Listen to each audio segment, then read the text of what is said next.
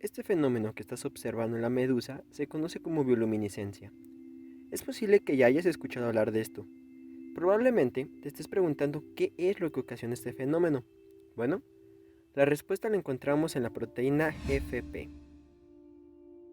Ahora, mira esta planta. Así es, estás observando el mismo fenómeno causado por la misma proteína que, por cierto, no se encuentra de manera natural en la planta. Pero, ¿cómo es posible que una planta pueda producir el mismo fenómeno de bioluminiscencia que la medusa? Si tu respuesta fue que únicamente se le agregó el gen codificante para la GFP procedente de la medusa a la planta, déjame decirte que no es del todo así.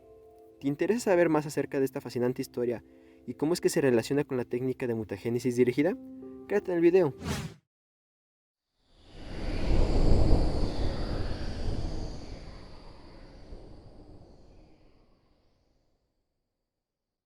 Como te mencioné al principio del video, la causante de que la medusa produzca bioluminiscencia es la proteína GFP que la misma medusa produce.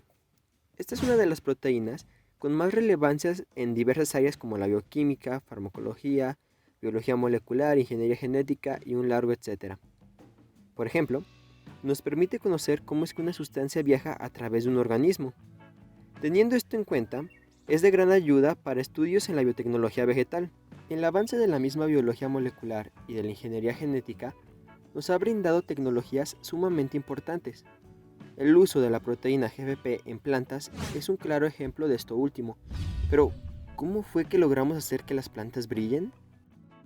En teoría, conociendo la secuencia de ADN que codifica para la proteína GFP en la medusa, nos es posible aislarla y obtener ese gen, por lo que únicamente bastaría con insertar este gen en la planta que deseamos modificar, ¿o no?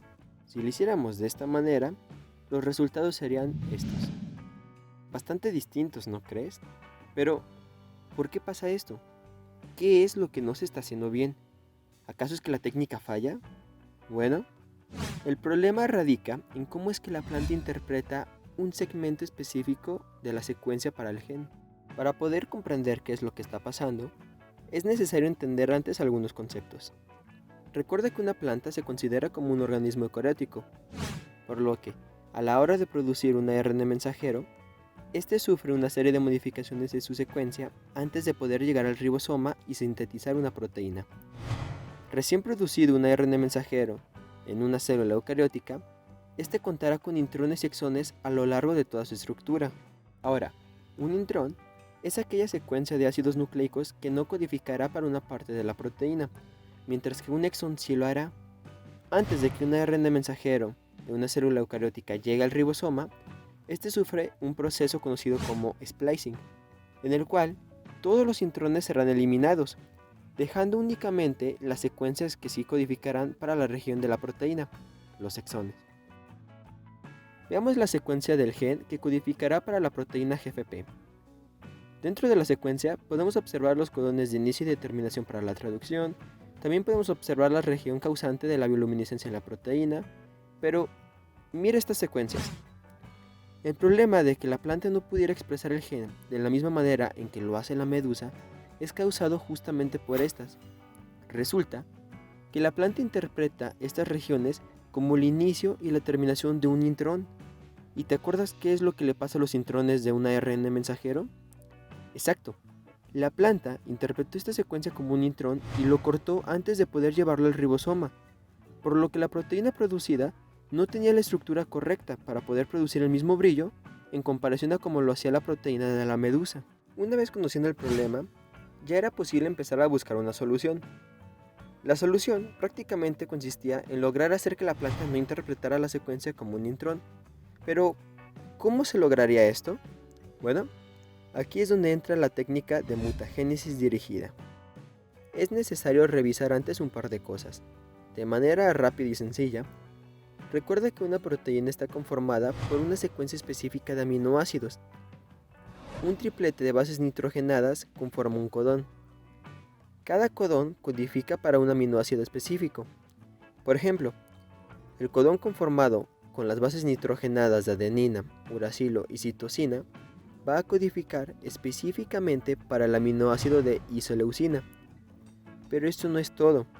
Ahora veamos el codón conformado por adenina, uracilo y adenina. Resulta que aunque la secuencia de bases nitrogenadas es distinta, ambas van a codificar para el mismo aminoácido mencionado anteriormente, la isoleucina. Una vez habiendo entendido todo lo anterior, volvamos con la secuencia para la proteína GFP. Estos codones son el principal problema de la mala expresión de la proteína en nuestra planta, pero lo que la técnica de mutagénesis dirigida nos permite es lograr sustituir bases nitrogenadas específicas. Los científicos usaron esta técnica para mutar la tercera base nitrogenada de cada codón a partir de una posición específica, por lo que la proteína original sufre cambios a nivel del ADN, pero no a nivel de los aminoácidos que la conforman. Esto permitió que la planta ya no interpretara la secuencia como un intrón y que pudiera producir la proteína de manera correcta. Pero esto no fue tan fácil. La mutagénesis dirigida en este experimento se dio en estas dos partes de la secuencia, dejando específicamente este segmento original sin modificar. Esto es importante, que no se te olvide.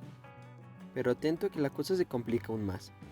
Los científicos mandaron a sintetizar unos primers con la siguiente estructura, donde podemos observar que la región de unión entre ambas cadenas es la región que no se mutó en la secuencia original, la que te mencioné anteriormente, mientras que las otras dos cadenas monocatenarias son las que sí sufrieron los cambios por la mutagénesis dirigida, o sea, cada tercera base nitrogenada de cada codón fue reemplazada por otra. Con ayuda de una ADN polimerasa, se logra sintetizar la cadena complementaria a las dos cadenas que contienen las mutaciones, generando así la estructura bicatenaria. A partir de aquí, y haciendo uso de amplificaciones, enzimas de restricción, vectores de clonación y de expresión, y sobre todo de mucho, pero mucho ingenio, los científicos cortaron un segmento original del gen, sustituyéndolo por el que se había mandado a crear. Esto último nos genera una secuencia híbrida, puesto que una parte de la secuencia es la original, mientras que la otra parte de la secuencia es la mutada en la tercera base nitrogenada de los codones, la que se había mandado a sintetizar. Con toda esta movida, ya fue posible introducir este nuevo gen en la planta, lo que nos permitió hacer que la planta pasara de brillar así a brillar así. De hecho, el gen que se expresa en la planta, al ser un híbrido del gen GFP y de la secuencia mandada a sintetizar, se le denominó como el gen MGFP4. ¿Ahora entiendes por qué te dije que no solamente fue cortar y pegar el gen? El proceso de hacer ciencia no es sencillo, pero los resultados siempre valen la pena. Y bueno, es así como llegamos al final de este video. No te olvides de comentar qué te ha parecido o algunos temas que te gustaría que explicara de manera más sencilla y didáctica. Tampoco te olvides de dejar tu like si te gustó el video y de suscribirte para más contenido de este estilo. Nos vemos hasta el próximo tema. Adiós.